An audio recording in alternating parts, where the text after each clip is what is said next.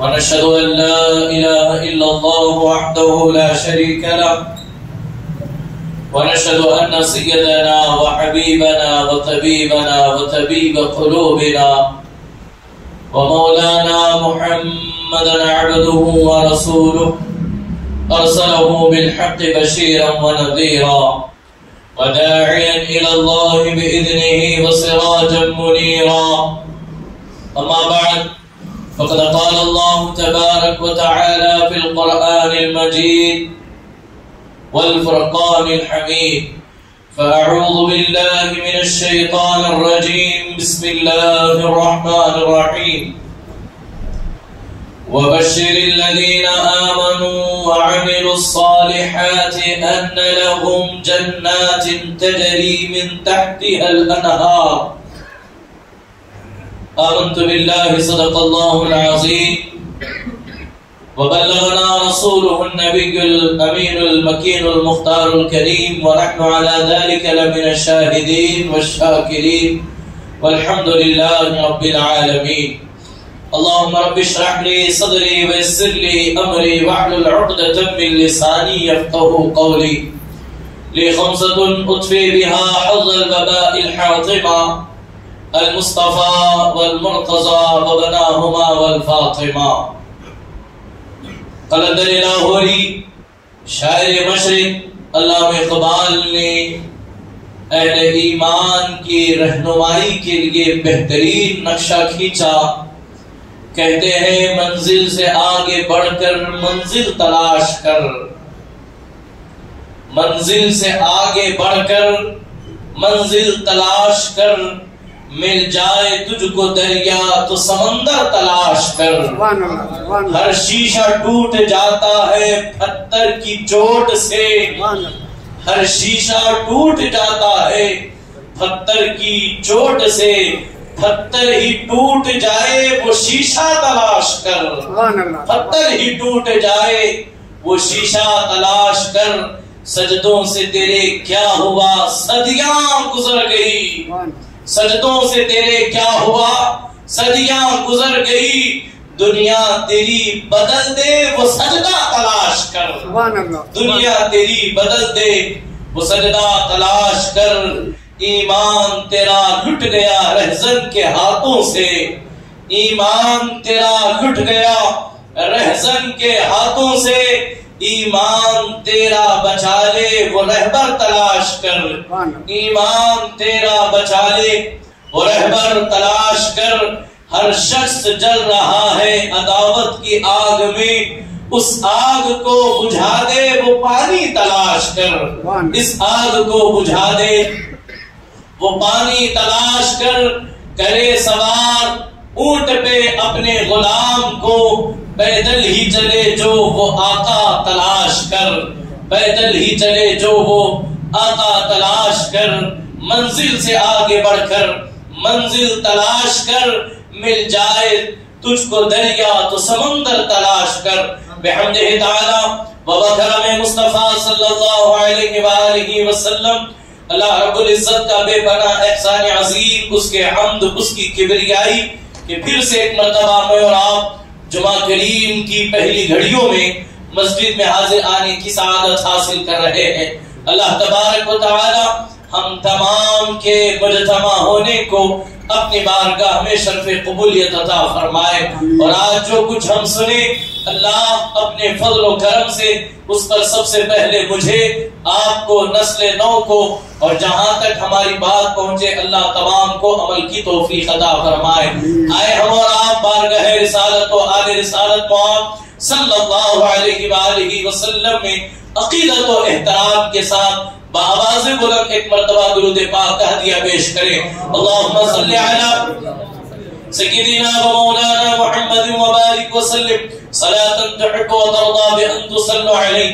الصلاة والسلام عليك يا رسول الله، الصلاة والسلام عليك يا حبيب الله، الصلاة والسلام عليك يا نبي الله، وعلى آلك وأصحابك شفيعنا يوم الجزاء صلى الله عليه وآله وصحبه وبارك وسلم تسليما كثيرا كثيرا.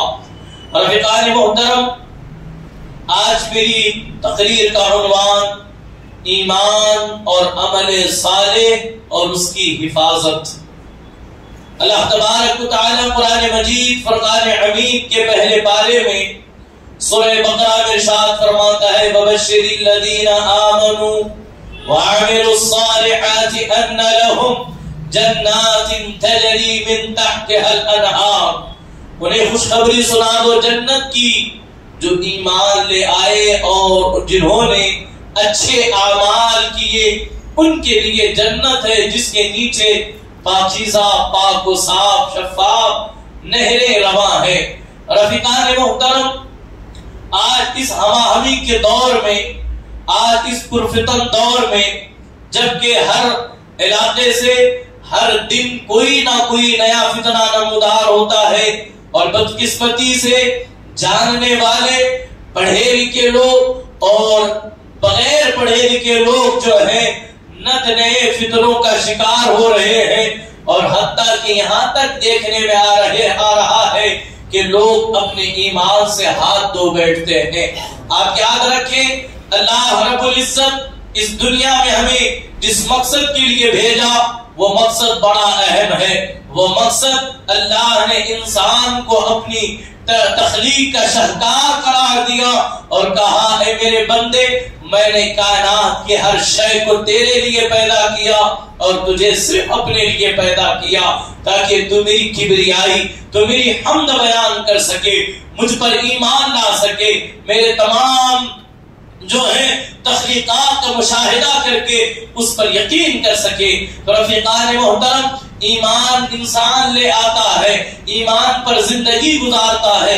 زندگی کے بعض مراحل ایسے ہوتے ہیں کہ انسان جو ہے اپنا ایمان ہاتھ سے گوا بیٹھتا ہے اور اسے علم بھی نہیں ہوتا، اسے خبر بھی نہیں ہوتی کہ اس کا ایمان اس کے ہاتھ سے نکل گیا۔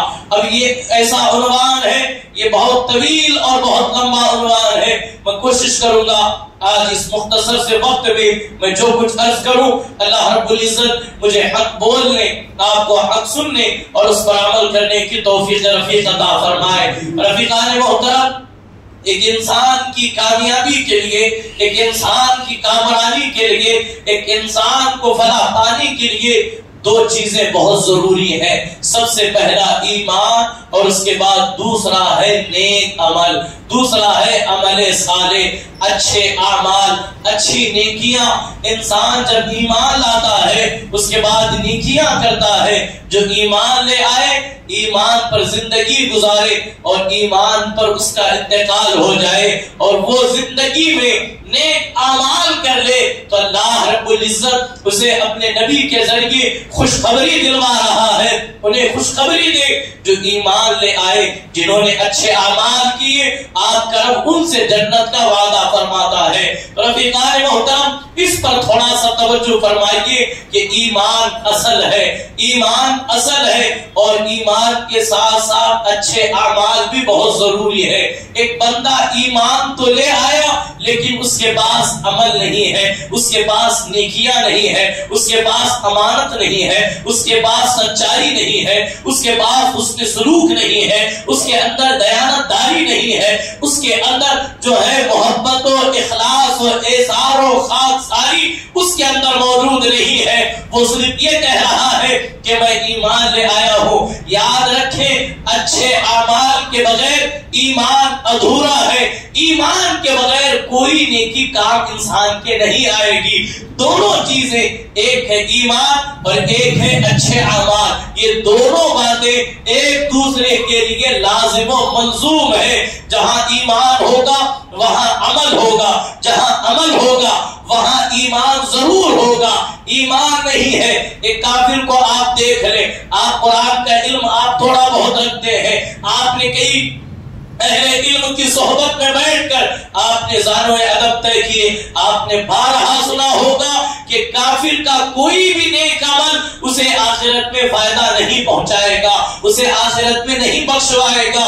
کوئی جو ہے بھوکوں کو کھانا کھلا رہا ہے، کئی بچیوں کی شادیاں کروا رہا ہے، اسکول کھلوا رہا ہے، اچھے اعمال کر رہا ہے، پوری زندگی فلاح و بہبود یہودی میں اس نے لگا دی، لیکن اس کے پاس اعمال نہیں ہے، اس کے پاس ایمان نہیں ہے، اس کے پاس ایمان کی دولت نہیں ہے، تو آپ مجھے بتائیں کسی کے زبان میں اتنی طاقت نہیں کہ وہ یہ کہہ سکے یہ قیامت کے دن اس نے جو نیکیاں کی، اس نے جو اچھے کام کیے، اس نے جو لوگوں کی خدمت کی، اس نے جو خدمت خلق کا جو بیڑا اٹھایا، اس کے بدلے یہ بخش دیا جائے گا؟ تو کہنے والا کہے گا نہیں نہیں بابا، جس پر یہ اعمال رکھے جانے تھے اس کے پاس وہ ایمان ہی نہیں ہے، تو لہذا اس کے اعمال جو ہے وہ یہی رہ کر کے ختم ہو جائیں گے۔ اور اسی کے ساتھ ساتھ ایک بندہ ایمان تو لے کر کے آیا، نیک اعمال نہیں کرتا، اللہ کی عبادت نہیں کرتا، سچائی پر قائم نہیں ہے، امانت داری اس کے اندر نہیں ہے،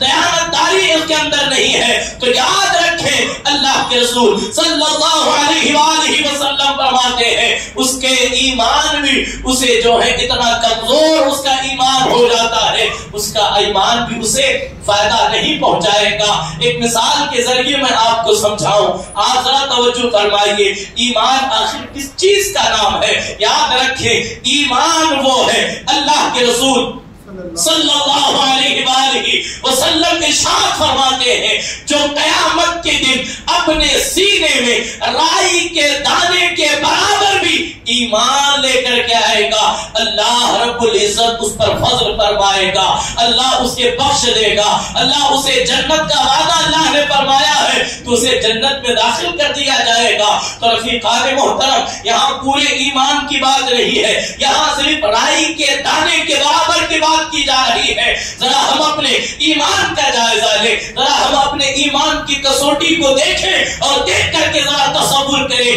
ہمارا ایمان کتنا مضبوط ہے، ہمارا ایمان کتنا پختہ ہے، ہمارا دل اللہ سے کتنا جڑا ہوا ہے۔ یاد رکھیں یہ جس کے دل میں ایمان بس جاتا ہے، جس کے دل میں ایمان رچ جاتا ہے، وہ چاہے تنہائی میں رہے، چاہے وہ کوٹھری میں رہے، چاہے وہ کمرے میں رہے، چاہے وہ جنگلوں بیابان میں رہے، اس کا دل ہمیشہ اللہ کے خوف سے لبریز رہتا ہے، اس کے جسم پر جو ہے اللہ کی خشیت طاری ہوتی ہے، اور جس کے دل سے اللہ کا خوف نکل جاتا ہے، جس کے دل سے ایمان نکل جاتا ہے، وہ مجلسوں میں بھی، وہ محفلوں میں بھی، وہ بازاروں میں بھی جو ہے وہ گناہوں سے باز نہیں آتے۔ تو میں عرض یہ کر رہا تھا، مثال کے ذریعے سمجھے، آپ بازار گئے، آپ بازار جا کر کے آپ نے ایک درخت خریدا، مثال کے طور پر آپ نے امرود کا درخت خریدا، امرود جانتے ہیں نا آپ، یا پھر آپ نے ایک جام جسے ہم کہتے ہیں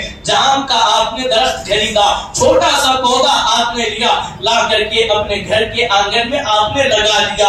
اب جو ہے آپ امید کرتے ہیں اب میں چونکہ لگا دیا ہوں اب یہ پودا جو ہے وہ درخت کی شکل اختیار کرے گا، اس کے بعد اس کی جڑیں اور شاخیں مضبوط ہوں گی، اب یہ پھل دینے کے لیے تیار ہوگا۔ لیکن اس نے پودا لگانے کے بعد وہ کبھی اس درخت کے پاس، اس پودے کے پاس گیا نہیں، اسے پانی ڈالا نہیں، وقت پر اس کی کھاد کی جو ہے وہ اس کے اندر اس نے نہیں ڈالا۔ اب آپ عقل مند ہیں، مجھے بتائیں کیا وہ پودا درخت کی شکل اختیار کر سکتا ہے؟ کیا وہ پھل دے سکتا ہے؟ کیا اس کے سائے سے جب دھوپ کی تپش زیادہ ہوگی کیا اب اس کے سائے سے مستفیض ہو سکتے ہیں؟ ہر عقل مند یہ کہے گا نہیں، ایک پودا درخت کی شکل اسی وقت اختیار کر سکتا ہے جب اسے وقت پر پانی ڈالا جائے، صبح بھی ڈالا جائے، شام بھی ڈالا جائے، اور موسم گرما کے اندر اس کے اندر کھاد ڈالی جائے، اس کے اندر گوبری ڈالی جائے، اس کے اندر دوسرے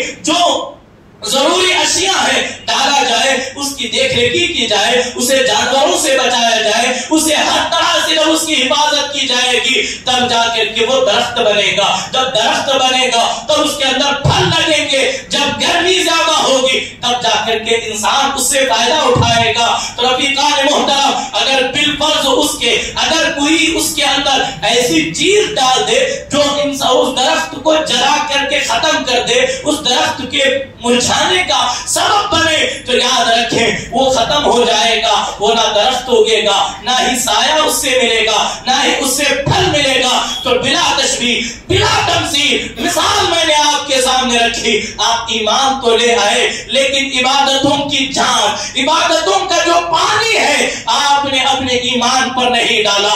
وقت وقت پر جیسے کھاد ڈالنی تھی، عبادتوں کے پانی سے مراد آپ کو اللہ رب العزت نے دن میں 5 مرتبہ جو نمازوں کی تحفہ ہمیں دیا گیا، بندہ نماز نہیں پڑھ رہا، رمضان کے روزے نہیں رکھتا، ساتھ ہی ساتھ حج نہیں ادا کرتا، زکات ادا نہیں کرتا، وہ کس امید میں اور کس خواب غفلت میں اور کس غلط فہمی کا وہ شکار ہے کہ جب قیامت کے میدان میں جب کسی کا سایہ نہیں ہوگا، سورج سوا نیز جو ہے میل کے فاصلے پر سورج تپ رہا ہوگا، ایسے وقت میں وہ ایمان اسے کیا سایہ دے گا؟ جو ظاہری دنیا کا پودا جسے پانی نہ ملے تو وہ سایہ نہیں دے گا۔ تو رفیقان محترم، ضروری ہے ایمان لانے کے بعد اللہ پر یہ ایسا ایمان لایا جائے جیسا لانے کا حق ہے، اور اللہ کے ایمان لانے کے ساتھ ساتھ نیکیاں کی جائے، اعمال صالحہ کیا جائے، اچھے اخلاق کیے جائیں۔ اور یہاں پر میں آپ کی توجہ چاہوں گا کہ اللہ اکبر، ذرا دیکھیں اللہ رب العزت نے ایمان اور عمل کو دونوں بیان کرتے ہوئے اللہ رب العزت نے ارشاد فرمایا وَبَشِّرِ الَّذِينَ آمَنُوا وَعَمِلُوا الصَّالِحَاتِ أَنَّ لَهُمْ جَنَّاتٍ تَجْرِي مِن تَحْتِهَا الْأَنْهَارُ۔ آج بہت سارے مسلمان کہلانے والے، بہت سارے ایمان والے کہلانے والے آج اس خواب غفلت میں ہیں کہ مجھے میرے پیر صاحب بخشوا لیں گے، مجھے میرے فلاں صاحب بخشوا لیں گے، میری قیامت کے دن جو ہے اللہ اکبر فلاں جو ہے وہ میری سفارش کر دیں گے، مجھے قبر میں غوث اعظم بچا لیں گے۔ یقیناً سرکار غوثیت معاب کی شان اور عظمت کا کوئی انکار نہیں۔ ذرا غوثیت کبریٰ کی تاریخ کو پڑھیں، ذرا اقوال غوث اعظم کو پڑھیں۔ حضور سیدنا غوث الثقلین کا فتویٰ ہے، آپ نے فتویٰ دیا کہ بے نمازی مر جائے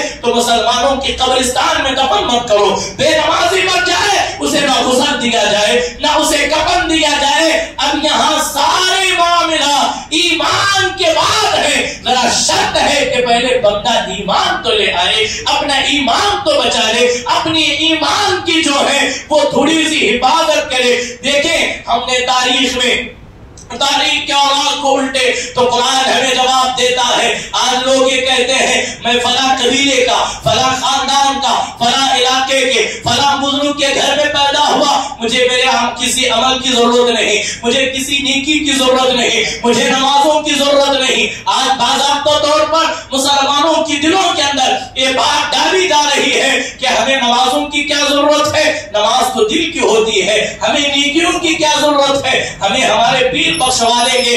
یاد رکھیں آج میں آپ کے سامنے کسی پیر کے نہیں بلکہ اللہ کے پیغمبر کی بات کر رہا ہوں۔ اٹھائیں قرآن، اللہ فرماتا ہے جب پیغمبر حضرت نوح علیہ السلام کا بیٹا نافرمان ہوتا ہے، اللہ فرماتا ہے اے نوح آپ سلامت رہیں، آپ کا مقام و مرتبہ ہماری بارگاہ میں بڑا بلند ہے، آپ کا بیٹا ایمان نہیں لایا تو لہذا اسے آپ کے طوفان میں غرق کر دیا جائے گا، اسے ڈبو دیا جائے گا، اسے قصہ پانی میں کر دیا جائے گا۔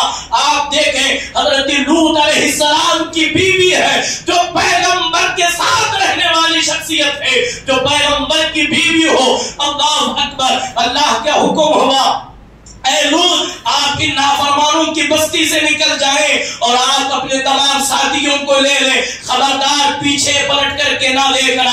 حضرت لوط ہے، ان کی بیوی ہے جو ان گنہگاروں سے محبت کرتی تھی، ان گنہگاروں کے گناہوں کو گناہ تصور نہیں کرتی تھی۔ اللہ کا عذاب ایسا آیا جس طرح ان گنہگاروں کو تباہ و برباد کر دیا گیا، اسی طرح حضرت لوط کی بیوی کو بھی جو ہے وہ تباہ کر دیا گیا۔ تو کہنے کا مقصد یہ ہے ایمان اصل ہے، ایمان ضروری ہے، اگر ایمان نہیں تو کچھ بھی انسان کے کام نہیں آئے گا، ایمان نہیں ہے تو کوئی جو ہے وہ ہمیں نسبت کام نہیں آئے گی۔ اسی کی بنسبت آپ دیکھیں فرعون کا دربار ہے، ہر طرف کفر و شرک ہے، ہر طرف گناہوں کا بازار گرم ہے، لیکن اللہ کی ایک مقدس بندی حضرت آسیہ سلام اللہ علیہا ہے، فرعون کے دربار میں رہنے کے باوجود جس نے خود یہ کہا تھا انا ربکم الاعلی، میں سب سے بڑا رب ہوں۔ اس کی بیوی جو ان کے محل میں تھی، اللہ تبارک و تعالیٰ پر جب وہ ایمان لے آتی ہے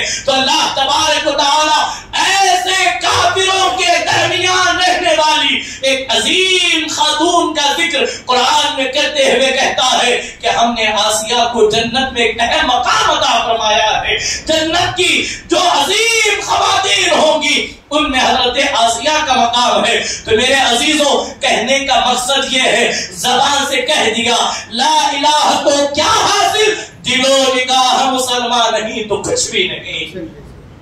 ایمان لانے کے بعد عمل بہت ضروری ہے۔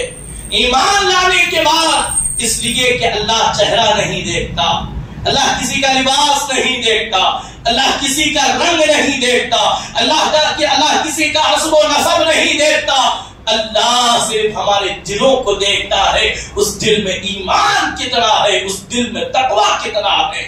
اور اللہ رب العزت نے کیا کہا، اِنَّ أَكْرَمَكُمْ عِندَ اللَّهِ أَتْقَاكُمْ، اللہ کے نزدیک بلندیاں عہدیداروں کے لیے، مرتبے والوں کے لیے، اچھا لباس پہننے والوں کے لیے، مالداروں کے لیے نہیں ہے، اللہ کے نزدیک سب سے بلند، سب سے بہترین اور سب سے قریب وہ ہیں جو سب سے زیادہ تقوی اختیار کرنے والے ہیں، جو سب سے زیادہ پرہیزگاری اختیار کرنے والے ہیں۔ اللہ اکبر۔ رفیقان محترم، ذرا توجہ فرمائیے گا، صحابہ کرام رضوان اللہ تعالی علیہ مجمعین کی انجمن لگی ہوئی ہے۔ حضرت عبداللہ بن عمر رضی اللہ تعالی عنہ روایت کرتے ہیں کہ ایک مرتبہ حضور علیہ السلام پرانے زمانوں کا ذکر کر رہے تھے، اپنے اصحاب کو پرانے زمانوں کی مثال کے ذریعے ان کی تربیت، ان کی رہنمائی اور ان کی جو ہے وہ نشو و نما کر رہے تھے۔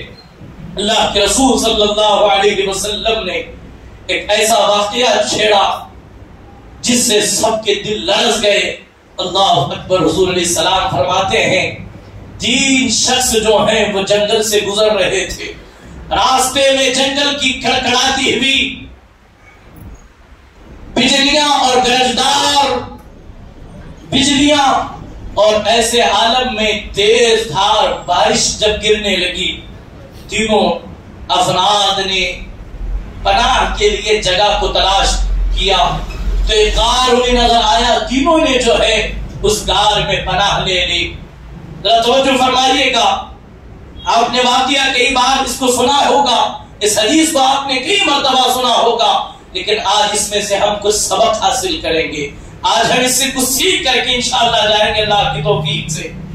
جب وہ تینوں شخص اس غار میں پہنچ گئے اپنے آپ کو بارش اور خراب موسم سے بچانے کی غرض سے، تو جیسے ہی وہ اندر داخل ہوئے بارش اتنی تیز ہوئی کہ اسی پہاڑ کی چٹان سے ایک بڑا پتھر لڑکا اور لڑک کر کے اسی سوراخ کے سوراخ پر آ کر کے ایسا بیٹھ گیا، ایسا اس سوراخ کے اندر داخل ہوا کہ وہ سوراخ بند ہو گیا۔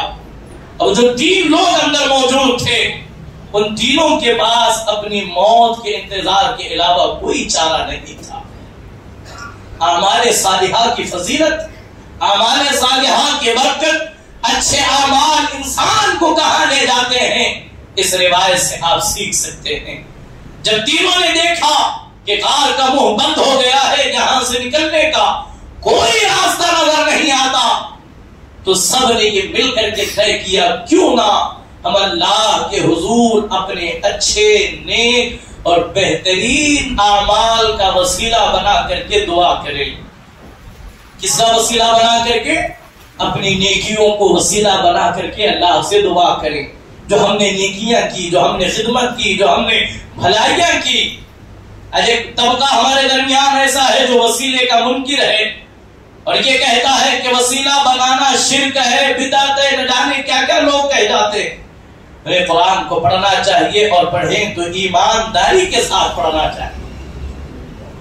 اس کے بعد میں عرض کروں گا، تو سب سے پہلے ایک شخص نے دعا کی اللہ کی بارگاہ میں، اے میرے مولا، میرے بوڑھے ماں باپ ہیں، میں پیشے سے جو ہے وہ دودھ کو دوہ کر کے لوگوں کو فروخت کرتا ہوں اور اسی دودھ سے اپنے اہل و عیال کی پرورش کرتا ہوں، جب میں دودھ دھوتا ہوں تو سب سے پہلے میں اپنے والدین کو پلاتا ہوں. جب تک میرے والدین نہ پی جائیں تب تک میں ایک قطرہ بھی اپنے بچوں کی طرف یا میری اپنی بیوی بچوں کے لیے میں نہیں رکھتا ہوں جب تک میرے ماں باپ جو ہیں وہ دودھ سے سیراب نہ ہو جائیں. اے اللہ، ایک دن کا معاملہ ہے، میں کسی مقام پر دور دراز سفر میں چلا گیا، آتے آتے تاخیر ہو گئی، ٹھنڈی کا موسم تھا. میرے مالک، میرے ماں باپ میرے آنے سے پہلے وہ سو گئے. میں نے دودھ کا برتن لیا لے کر کے جب ان کے کمرے میں داخل ہوا، میں نے جگانا چاہا، جگانے سے پہلے میرے دل میں خیال آیا، ایک تو میں غلطی یہ کی، مجھ سے یہ خطا ہوئی کہ میں تاخیر سے آیا، اب انہیں جگا کر کے انہیں پریشان کیوں کروں، اس لیے میں دودھ کا پیالہ لے کر کے یہیں کھڑا رہا. حتیٰ کہ اسی عالم میں صبح ہوئی. جب میرے ماں باپ صبح بیدار ہوئے تو میں نے سارا ماجرا سنایا اور سنا کر کے ان کی خدمت میں دودھ پیش کیا اور میں اپنے والدین سے معافی طلب کی اور کہا میرا ایمان مجھے اس چیز کی اجازت نہیں دیتا، جب تک میرے والدین نہ کھا لے نہ پی لے تب تک میں تو کیا میرے بیوی بچے بھی نہیں کھا سکتے. اے اللہ، یہ جو میں نے اپنے ماں باپ کی خدمت کی اسی کا وسیلہ عطا فرما، اسی کا وسیلہ عطا فرما. دعا کی تو وہ غار سے پتھر تھوڑا سا سرک گیا، نیک اعمال کی برکت دی کہ تھوڑا سا پتھر سرک گیا. عام طور پر میں واقعات سے اجتناب کرتا ہوں لیکن حدیث پاک آپ کو سنا رہا، وہ اتنا پتھر سرکھا کہ لوگ اس سے نکل نہیں سکتے تھے. پھر دوسرے شخص نے عرض کی مالک میں بہت امیر تھا، بڑا مالدار تھا، اس سے قبل جو ابھی میں نے ماں باپ کی خدمت کے حوالے سے جو سنا ہے، یہاں نوجوان ہیں، میں عرض کرنا چاہوں گا آپ کی جوانی آپ کے والدین نے آپ کی پرورش اس امید سے کی ہے کہ آپ ان کے بڑھاپے میں سہارا بن سکے، آپ ان کے بڑھاپے میں ان کی لاٹھی بن سکے. لیکن آج ایک بڑی تعداد نوجوانوں کی بڑی معذرت کے ساتھ ایسی ہے جو ماں باپ کا سہارا بننے کے بجائے وہ بڑھاپے میں ماں باپ کی ایک تو بڑھاپے کی کمزوری، جوان بچے ان پر بوجھ بنے بیٹھے ہیں. آج کئی مائیں ایسی ہیں، کئی مائیں ایسی ہیں جن کے والد کا انتقال بچپنے میں ہو گیا، ان کی کم عمری میں ہو گیا. ماں نے برتن مانج کر لوگوں کے کپڑے دھو کر کے اپنے اولاد کی پرورش کی اور ان کی زندگی کی یہی خواہش رہی کہ میرا بچہ بڑا ہو جائے، وہ کما کر کے مجھے ایک لقمہ کھلا دے. آج کتنی اولاد ماں باپ کو کھلانے کی فکر کرتی ہے. آج یہ اولاد، یہ نوجوان آج ماں باپ پر بوجھ بنتے ہیں اور مبارک ہو نوجوانوں کو، وہ نوجوان قابل مبارکباد ہیں جو اپنے ماں باپ کی تمام تر ضرورتوں کو سمجھتے ہیں، تمام تر ان کی خدمات بجا لاتے ہیں. اللہ ان پر کرم کرے اور یاد رکھے ماں باپ کا کوئی بدل ہو ہی نہیں سکتا. المختصر اتنا. دوسرا شخص اس نے عرض کیا اللہ میں بڑا مالدار تھا، میں اتفاق کے ساتھ جو میری چچا کی بیٹی تھی اس سے میں محبت کرنے لگا، لیکن بدقسمتی سے اس کا نکاح کہیں اور ہو گیا. قحط کا زمانہ تھا، قحط پڑ گیا، لوگ ہر طرف مفلس اور مجبور لاچار ہو گئے. وہ میری چچازاد بہن میرے پاس آئی، آ کر کے اس نے مجھ سے تقاضا کیا مجھے 100 درہم کی ضرورت ہے. میں نے کہا تجھے دے دیا جائے گا لیکن شرط اتنی ہے کہ تو میری جو نفسانی خواہش ہے اسے پورا کر دے، تو میری ضرورت پوری کر دے، میں تجھے منہ بھولی رقم دوں گا. اب وہ چاہا نہ چاہا مجبور ہو کر کے اس نے مان لیا، ٹھیک ہے مجھے رقم دے دے تاکہ میرے بچوں کا پیٹ بھر سکے. چونکہ ماں کی ممتا دل میں جو ہوتی ہے نا، تو پھر وہ آگے بڑی، کمرے میں گئے. جب وہ آگے بڑھنے لگا تو اس عورت نے، خاتون نے کہا اے نوجوان، اے میرے چچازاد بھائی، کیا تجھے اس بات کا خوف نہیں کہ تجھے اللہ دیکھ رہا ہے؟ تو اللہ کو کیا منہ دکھائے گا میدان محشر میں؟ تو کھلے عام زنا کرے گا، تو اللہ سے ڈر. تو رفیقان محترم جیسے ہی اس خاتون نے یہ جملہ کہا اس نوجوان کے قدم لرز گئے. وہ عرض کرتا ہے مولا میں نے اپنے قدم گناہوں سے پیچھے ہٹا لیے، میں اللہ تیری بارگاہ میں توبہ بجا لایا اور جو رقم میں نے دی اور یہ کہا تجھے لوٹانے کی بھی ضرورت نہیں، اے اللہ جو میں گناہ سے بچ گیا اسی کا وسیلہ دیتا ہوں، اسی کا وسیلہ بنا کر کے دعا کرتا ہوں اللہ ہم اس غار سے نکلنے کا اسباب پیدا فرما۔ رفیقان محترم، تو پھر اللہ کی بارگاہ میں جیسے دعا ہوگی وہ پتھر تھوڑا سا اور سرک گیا، وہ غار تھوڑی سی اور کھل گئی، اور اس کے بعد تیسرے شخص نے عرض کیا اے اللہ میں تیری بارگاہ میں اس کا وسیلہ بناتا ہوں، میرے پاس بہت سارے مزدور کام کرتے تھے، ایک مزدور جلدی میں وہ بغیر مزدوری لیے چلا گیا، میں اسے کبھی مل نہ سکا، ایک عرصے تک، ایک زمانے تک اس کی مزدوری کی رقم میرے ہی پاس موجود تھی۔ میرے مولا میرا دل یہ گوارا نہیں کرتا تھا کہ کسی مزدور کا حق مارا جائے، مولا میں نے اس مزدور کی مزدوری کو بزنس میں انویسٹ کیا، اپنے بزنس میں لگایا، اور دیکھتے ہی دیکھتے وہ ایک بکری لی، بکری سے 4 بکریاں، 4 سے 50 بکریاں، پھر کچھ جو ہے گائے ہوئے، کچھ گھوڑے ہوئے، حتیٰ کہ دیکھتے دیکھتے اس کا کاروبار بڑھ گیا۔ ایک دن اس سے میری ملاقات ہوئی میرے مولا، تو اس نے مجھ سے پوچھا، میں نے فلاں مقام پر فلاں سال میں تیرے یہاں مزدوری کی تھی، اجرت لیے بغیر، تنخواہ لیے بغیر، میں چل دیا تھا، بتا میری تنخواہ کہاں ہے، میری اجرت کہاں ہے؟ مولا جیسے اس نے مجھے پوچھا میں نے پورا ریوڑ دکھا دیا، اور دکھا کر کے کہا یہ ساری جو ہے یہ تیری ہی اجرت ہے۔ اس نے کہا میری تو ایک دن کی اجرت اتنی تو نہیں ہو سکتی۔ میں نے کہا وجہ یہ ہے جو رقم میں اپنے پاس رکھا تو میں نے سوچا کیوں نہ اسے کاروبار میں لگا کر تیرے طرف سے میں کاروبار کروں، آج اسی رقم سے یہ پورا ریوڑ بن گیا ہے، تو اس کو لے لی کیونکہ تو ہی اس کا مالک ہے۔ اے اللہ میں اسی کو نیکی بنا کر کے تیری بارگاہ میں وسیلہ عرض کرتا ہوں۔ جیسے ہی تیسرے شخص نے دعا کی پورا جو ہے غار کھل گیا، تینوں لوگ باہر نکل آئے۔ رفیقان محترم کہنے کا مقصد یہ ہے، پہلے اور دوسرے کو تو ہم سن چکے، پہلے شخص تو ماں باپ کی خدمت کرتا رہا، لیکن ضروری ہے ساتھ ساتھ جب انسان کو گناہ اپنی طرف مائل کرے، اپنی طرف گناہ بلائے، تو ایک اچھا انسان، ایک کامل ایمان والا وہ ہے جو گناہ سے پیچھے ہٹ جائے، جو گناہوں سے پیچھے ہٹ جائے۔ اور تیسرے شخص نے کہا میں نے مزدور کی اجرت کا خیال کیا۔ آج ہم میں سے کتنے ایمان والے کہلانے والے ایسے ہیں جو نہ جانے کتنے مزدوروں کی مزدوری مار کر کے بیٹھے ہوئے ہیں۔ آپ جو ہے لوگوں کا حق مار کر کے، آپ گھر بنا کر کے اس میں نماز پڑھ کر کے کہتے ہیں اے اللہ تیرا فضل ہے، خدا کی قسم یاد رکھیں کوئی جانتا ہو یا نہ جانتا ہو، وہ میرا مالک جو رات کی تاریکی میں سیاہ رات میں کالی چونٹی کو اس کا رزق پہنچاتا ہے، اگر کسی کو دھوکہ دے کر کے کوئی کماتا ہے، وہ انسان یہ تصور کرے مجھے کوئی پوچھنے والا نہیں۔ یاد رکھیں لوگوں کا منہ مار کر کما کر کے گھر بنا کر کے نماز پڑھو، کھا کر کے نماز پڑھو، اس سے لباس پہن کر کے نماز پڑھو، وہ ساری عبادتیں تمہارے منہ پر مار دی جائیں گی، اس لیے کہ کسی کا حق مارا نہیں جاتا۔